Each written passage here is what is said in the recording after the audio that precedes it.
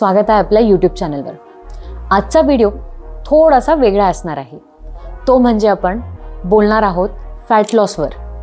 आता fat loss आणि weight loss करायचं खूपच सगळ्यांना गरजेचं झालेलं आहे। पण आपण खरोखर करण्यासाठी कितपत आपण आपल्या स्वतःला टाइम देऊ शकतो किंवा दिवसभरातून आपण किती वेळ आपल्या स्वतःसाठी काढतो? काहीही काढत नाही। बऱ्याचदा असं होतं की आयुष्यभर आपण हे विचारच करत राहतो की आजपासून आपण स्टार्ट करू, उद्यापासून आपण स्टार्ट करू, आणि ती जर्नी आपण कधीच स्टार्ट करत नाही।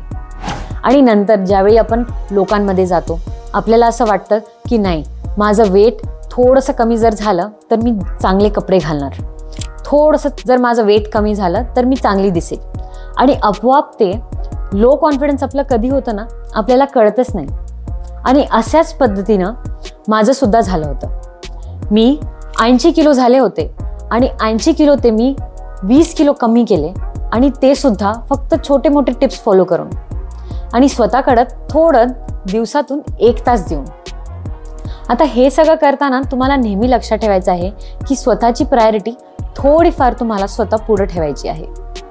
आता हे सगळं काही चालताना आयुष्य तर चालतच राहणार आहे।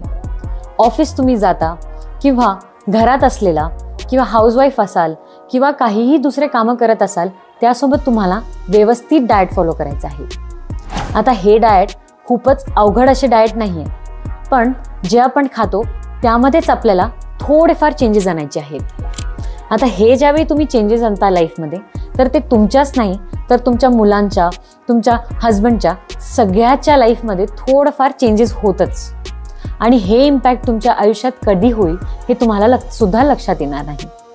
त्यामुळं तुम्ही स्वतःकडे लक्ष द्या, थोडंफार मेहनत घ्या, थोडंसं व्यवस्थित डाएट करा, आणि हे सगळं फॉलो करून आपलं आयुष्य थोडं बदलायचा प्रयत्न करा।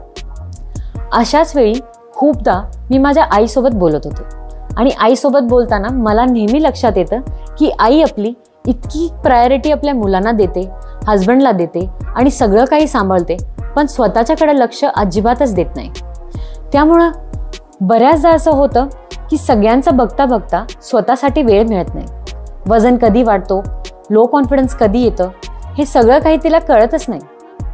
आणि ते ज्यावेळी ती बाहेर जाते, लोकांसमोर जाते, त्यावेळी तिला लक्षात येतं की खरोखर आपल्याला वजन कमी करायचं आहे किंवा चांगलं दिसायचं आहे।